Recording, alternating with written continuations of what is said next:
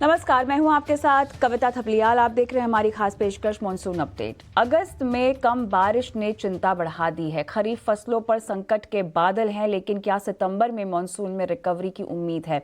तमाम मुद्दों पर आइए विस्तार से बात करते हैं। खास मेहमान हमारे साथ जुड़ गए हैं स्काईमेट से जीपी शर्मा, कमोडिटी एक्सपर्ट जी चंद्रशेखर, रुंगटा सिक्योरिटीज के सीईओ हर्षवर्धन रुंगटा और येस बैंक के चीफ इकोनॉमिस्ट इंद्रनील पान। आप सभी का स्वागत है हमारी इस बेहद खास पेशकश में।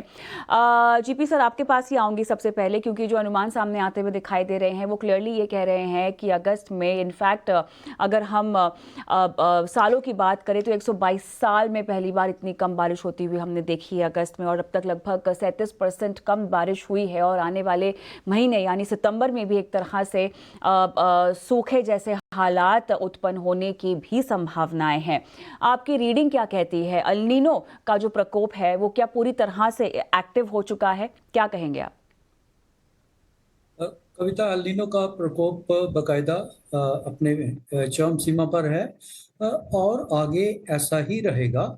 अल नीनो जहां तक सवाल है, करीब मानसून के महीनों में भी और आगे वाले जो नॉर्थ ईस्ट मानसून जो अक्टूबर नवंबर तक दिसंबर तक, उसमें भी अल नीनो का प्रभाव तो रहेगा। देखिए, क्योंकि जो भी इवॉल्विंग एल नीनो है जो इस बार वाला था, उसका प्रभाव साउथ वेस्ट मानसून के दूसरे भाग में ही ज्यादा देखने को मिलता है।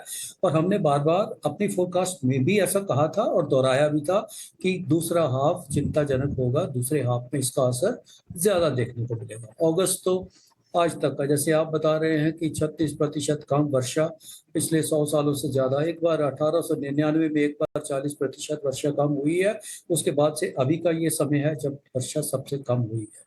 बहुत सारे क्षेत्रों में, जैसे दक्षिण भारत में, मध्य भारत में, उत्तर भारत में, उत्तर पश्चिम भारत में वर्षा अगस्त के महीने में तो 50-60% तक कम हुई है। 40 से लेकर 60%। केवल उत्तरी भाग जो थे, पूर्वी भाग और उत्तर पूर्व के भागों में, इनमें कुछ क्षेत्रों में वर्षा जरूर अच्छी हुई थी, लेकिन वहां भी आज के दिन में वहां भी कमी देखने को मिल रही है। लगभग सामान्य से 20-25-30% तक कम है। जो बिहार, झारखंड, पश्चिम बंगाल, छत्तीसगढ़, ये वाले क्षेत्र हैं, वर्षा इनमें इनमें कम हुई है। खुशी की बात यह है, अच्छी बात यह है कि हाँ, कुछ रिवाइवल जरूर दिखाई दे रहा है। आने वाले दिनों में हो सकता है 2 दिन बाद ही एक मानसून का सिस्टम जो बंगाल की खाड़ी में बनने की संभावना है। बहुत तेज तो नहीं है, बहुत स्ट्रांग तो नहीं है, लेकिन जिस तरह के हालात चल रहे हैं उससे हमें ब्रेक देखने को मिलेगी, वर्षा होगी। और देश के जो पूर्वी भाग है उनमें तो है ही है, और देश के बाकी जो, जैसे महाराष्ट्र के कुछ क्षेत्र में जिसमें हालत एक बार फिर से बहुत खराब हो रही है, उसमें भी वर्षा होने की संभावना है। तेलंगाना है, मध्य प्रदेश है, उत्तर प्रदेश है। तो ये आने वाले दिनों में 2 तारीख के बाद से लेके लगभग लगभग 5-6-7 दिन, एक सप्ताह तो हम कहेंगे कि जो मानसून की सामान्य वर्षा होती है उन दिनों में वो होने की संभावना बनी रहेगी। जी।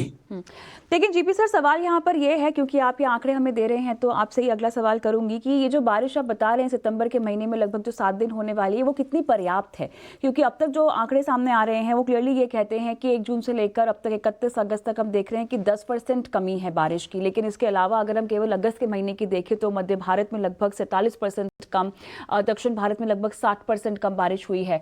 तो अभी हालांकि कुछ दिनों की राहत आप कह रहे हैं कि दिखाई दे सकती है सितंबर में। क्या ये राहत पर्याप्त होगी? क्योंकि हम अल नीनो को अब अग्रसर होता हुआ देख रहे हैं, और आप ही ने अभी बताया कि अगले साल पूरा हम देखेंगे इसका इम्पैक्ट रहेगा। देखिए, एक तो जहाँ पे वर्षा जरूरी होनी चाहिए, इस वक्त चाहिए, उन क्षेत्रों में अभी भी वर्षा होने की संभावना नहीं रहेगी। दक्षिण भारत जो है उनमें नहीं रहेगी। कर्नाटक के क्षेत्र हैं, जो केरला में सबसे ज्यादा सूखा इस वक्त बना हुआ है, वहां कुछ मानसून की अच्छी वर्षा होने की उम्मीद रहेगी। लेकिन बहुत सारे भागों में, आंध्र प्रदेश, कर्नाटक समेत, इवन तमिलनाडु के जो क्षेत्र हैं उनमें वर्षा नहीं होगी, वो ज्यादा नहीं होगी, अच्छी पर्याप्त वर्षा नहीं होगी। इसी तरह देश के पश्चिमी भाग, जिसमें गुजरात की बात करें आप तो वर्षा तो हुई ही नहीं अगस्त के महीने में।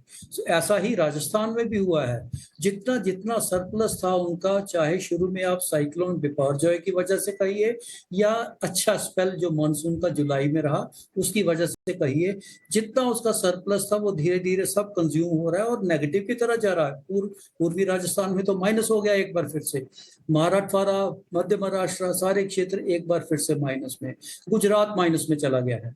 तो ये जो वर्षा जिसकी मैं बात कर रहा हूँ ये पर्याप्त वर्षा नहीं होगी, इन क्षेत्रों तक वर्षा नहीं पहुंचेगी। राजस्थान की, गुजरात की बात करें, इन क्षेत्रों में वर्षा नहीं पहुंचेगी। जो उत्तर हमारा पश्चिमी भारत है, पंजाब, हरियाणा, जिसमें कि पहले अच्छी वर्षा हुई थी, अभी तक तो वहाँ डेफिसिट की पोजीशन आ गई है, वहां भी बरसात नहीं पहुंचेगी।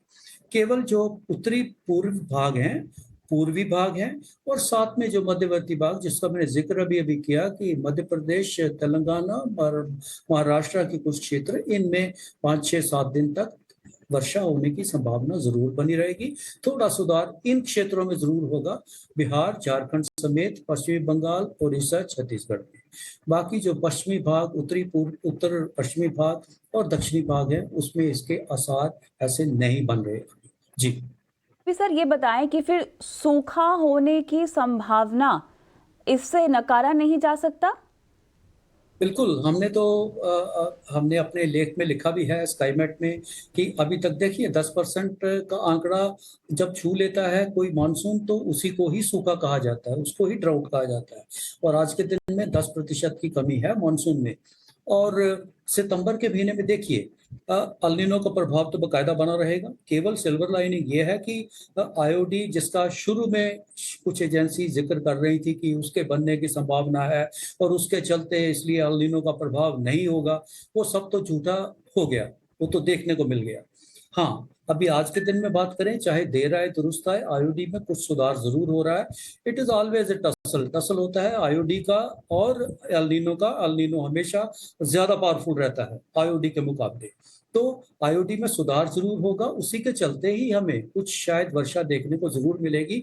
लेकिन कुल मिला के बात करें तो सितंबर का महीना भी, एक तो सितंबर में कुछ क्षेत्रों में वर्षा नहीं पहुंचेगी। हम विड्रॉवल के आसपास आ रहे हैं, पहुंच रहे हैं। मानसून विड्रॉवल पहले तो 1 सितंबर से शुरू करते थे, अभी लगभग 8, 10 सितंबर के आसपास से नॉर्मल डेट जो है वो राजस्थान से शुरू हो जाता है। तो जैसे जैसे विड्रॉवल के पास पहुंचते हैं तो और भी थोड़ी आशंका बढ़ जाती है कि जिन क्षेत्रों में सूखा बना हुआ है उसमें हालात सुधरने की संभावना नहीं रहेगी। तो सितंबर का कुल महीना लेके चलें, बहुत अच्छा तो नहीं, लेकिन मैं तो कह रहा हूं अगर सामान्य भी हो जाता है, सामान्य वर्षा होती है सितंबर में, तो भी कुल मिला के मानसून बिलो नॉर्मल रहेगा। और अगर उसमें सितंबर में कोई लगभग 15% के करीब भी कमी रहती है महीने की, तो देन कुल मिला के वो सूखा बनेगा, ड्राउट कंडीशन बनेगी। तो हालांकि मार्जिनल अगर 6, 7, 8, 10% की कमी रहेगी तो तब monsoon at best below normal पे समाप्त होगा। जी जी करूँ। चलिए, तो क्लियरली यहाँ पे हम देख सकते हैं कि स्थिति चिंताजनक है। लेकिन अब फसलों पर आते हैं चंद्रशेखर जी। तो अब खरीफ फसलों पर तो असर पड़ेगा ही पड़ेगा और इसके चलते हम जो है आने वाली जो तिमाहियां हैं उसमें भी जो उपज हो रही है उस पर इसका असर पड़ता हुआ देखेंगे। क्या कहेंगे आप? बिल्कुल, उसमें कोई शक है ही नहीं। मैं देख रहा था the progress of the monsoon. आपने कहा कि एज ऑफ टुडे सिर्फ 10% डेफिसिट है रेनफॉल। एक्चुअली जब हम एग्रीकल्चर के बारे में बात करते हैं तो we need to look at the temporal and spatial distribution of the rainfall south west monsoon. और जब हम टेम्पोरल और स्पेशल डिस्ट्रीब्यूशन देखते हैं, हालत इज वेरी वेरी सीरियस, काफी सीरियस सिचुएशन है। 20 to 30% deficiency eastern UP, Bihar, Jharkhand, Gangetic West Bengal, Rayalaseema, south interior Karnataka, Kerala, Maharashtra का मराठवाड़ा, मध्य Maharashtra, I think is actually very alarming situation. और जैसे कि हमारे दोस्त शर्मा जी ने बताया, जरा सा कुछ उम्मीद है ईस्टर्न जोन में, ईस्टर्न साइड में बारिश आने की, which will bring some relief. It's something like a consolation for the country। तो एल नीनो का जो प्रकोप के बारे में हम बात करते हैं, जरूर बिल्कुल दिखाई दे रहा है। और कहीं इलाकों में, कहीं क्षेत्रों में the crop is beginning to wilt, यानी सूखा जैसा जो सिचुएशन है क्रॉप जो पॉड फिलिंग स्टेजेस में है हो नहीं रहा है। और सबसे बड़ा सवाल है सितंबर में क्या होगा बरसात का। और जैसे शर्मा जी ने बताया, सितंबर देयर इज नो गारंटी कि अच्छा बारिश होगा। Therefore honestly speaking it's an emergency situation as far as agriculture is concern. मैं किसी को डराना नहीं चाहता हूं, I don't want to raise an alarm, but the situation is far from normal. This is number one.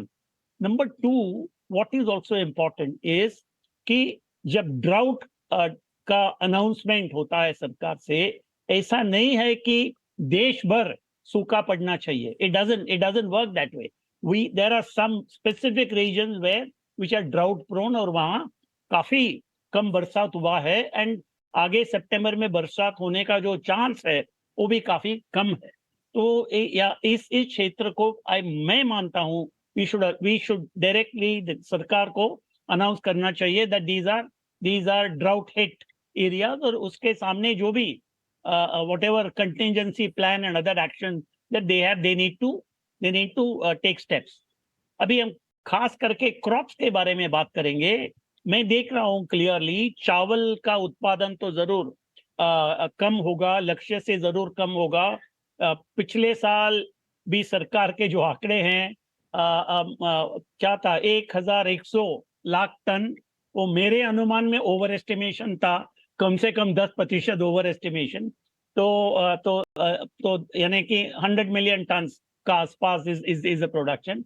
इस साल वो 100 मिलियन टन भी छुएगा कि नहीं पता नहीं. I think that's something we need to assess probably after a week और 10 डेज में. आगे अगला हफ्ता मेरा फोरकास्ट दूंगा खरीफ क्रॉप का. But let's come to oil seeds.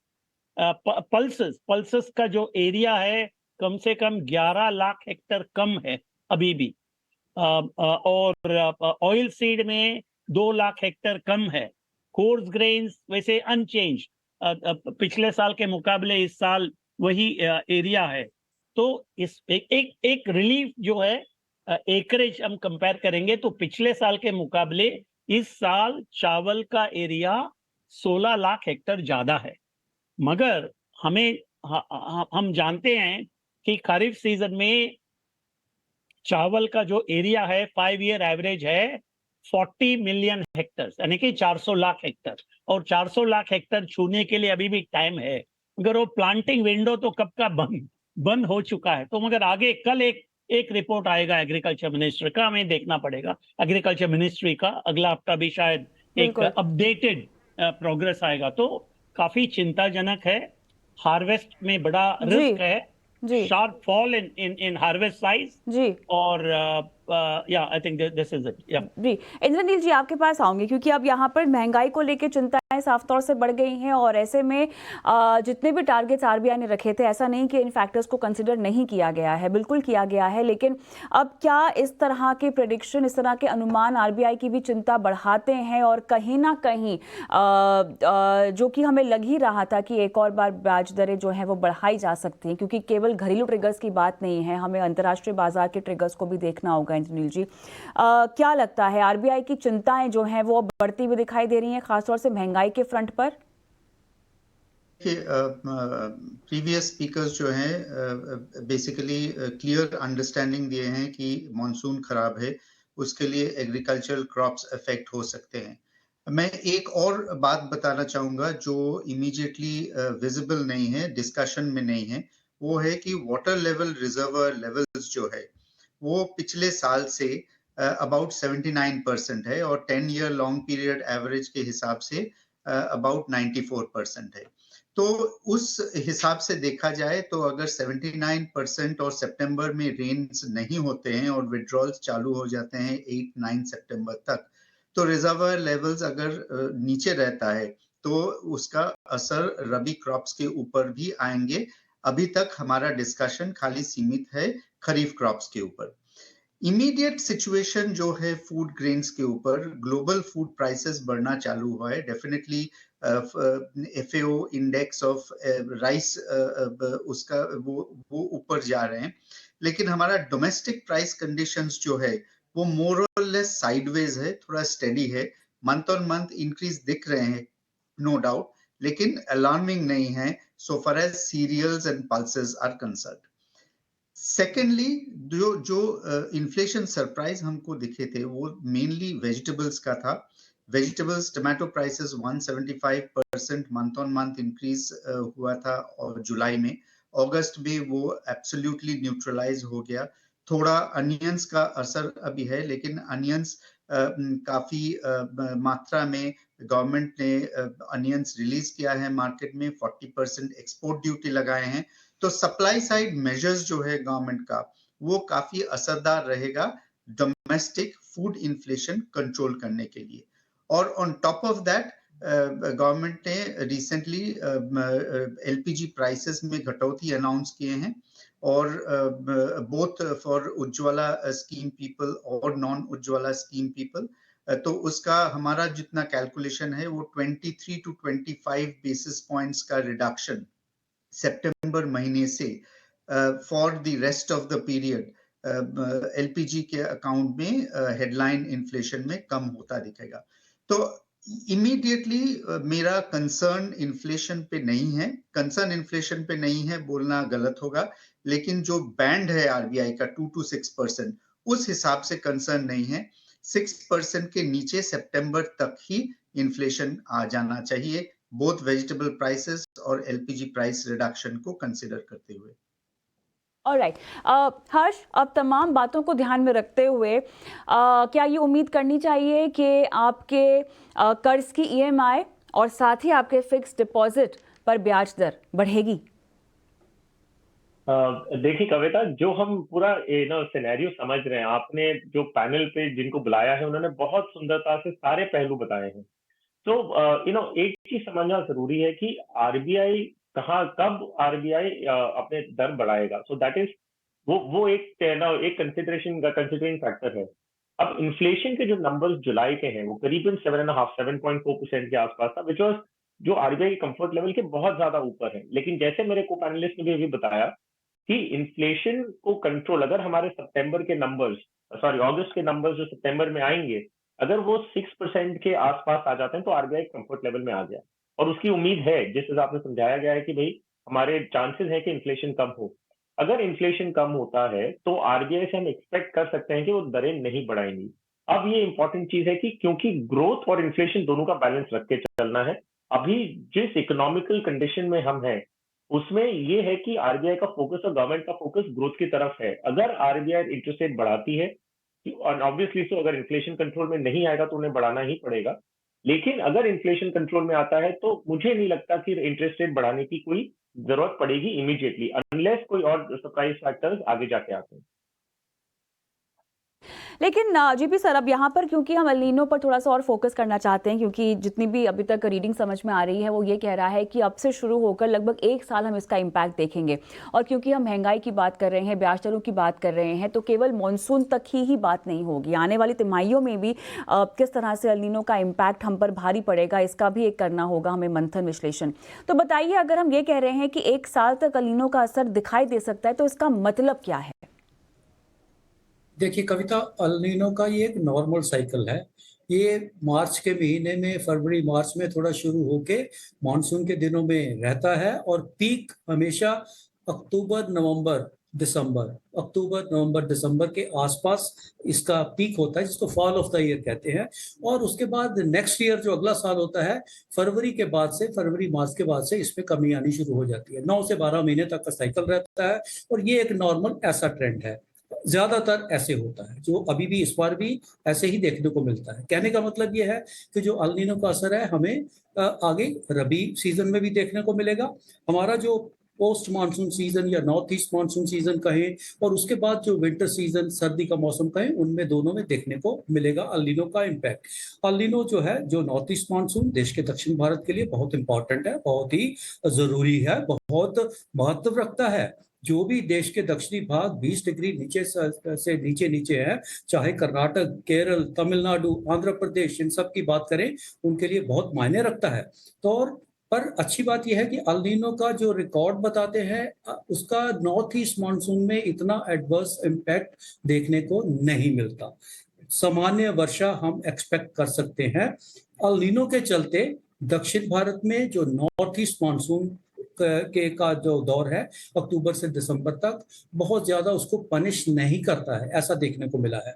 तो वही हम भी लेके चलेंगे कि जरूर रहेगा जरूर उसका इम्पैक्ट, पर शायद उतना एडवर्स इम्पैक्ट उसका नहीं रहेगा। जहां तक विंटर का सवाल है, उत्तर भारत में जो सर्दियों की वर्षा होती है उस पे भी ना उसका उतना ज्यादा असर देखने को नहीं, कहा ना कि शुरुआत अच्छी नहीं होती है, लेकिन उसके बाद में थोड़ा उसका इम्पैक्ट जैसे जैसे अल नीनो का इम्पैक्ट कम होना शुरू हो जाता है, प्रभाव उसमें वर्षा में भी थोड़ी थोड़ी सुधार आना शुरू हो जाता है। तो ये स्थिति बनी रहेगी। नॉर्थ ईस्ट मानसून ज्यादा इम्पैक्ट नहीं रहेगा और विंटर का जो रेनफॉल है उसमें भी जैसे जैसे सीजन आगे बढ़ेगा हमें ठीक ठीक वर्षा देखने को मिल सकती है। जी, की ठंड पड़ेगी, क्या जानलेवा ठंड पड़ेगी, ऐसा भी कुछ हो सकता है जीपी सर? अभी इस बारे में कहना, क्योंकि ज्यादा ठंड के महीना तो दिसंबर के बाद जनवरी का ही गिनते हैं, जनवरी में ज्यादा, और अभी तो हम अगस्त ही खत्म हो रहा है, तो अभी इतनी जल्दी उसके बारे में कहना तो संभव नहीं हो पाएगा। पर जनरली एल नीनो के चलते उसका प्रभाव देखने को मिलता है। अगर वर्षा कम होती है जब, तो उसमें जो खुश्क सर्दी जिसको कहते हैं उसका प्रभाव बढ़ जाता है और उसका प्रभाव फसलों पे बहुत ज्यादा होता है। जो केवल सर्द हवाएं ही चलें और नमी ना हो, वर्षा ना हो, उसका एडवर्स इम्पैक्ट खेती पे जरूर पड़ता है। तो अभी इतना जल्द कहना तो आसान नहीं है और कहेंगे भी नहीं, लेकिन कुल मिला के मैंने जो बताया है उसका असर पूरे विंटर सीजन पे, जैसे जैसे आगे विंटर सीजन बढ़ेगा जनवरी के उसके बाद का, उस पे असर धीरे धीरे कम होना शुरू हो जाएगा अल नीनो का। जी सर, ये बताएं कि अब तक जो सरकार कदम उठा रही है खासतौर से एक्सपोर्ट्स को लेकर, क्या वो काफी है या वो ना काफी है? चंद्रशेखर सर। हाँ जी। सरकार ने तो गेहूं का एक्सपोर्ट बंद कर दिया है, 1 साल हो गया, 1 साल से ज्यादा, 15 महीने।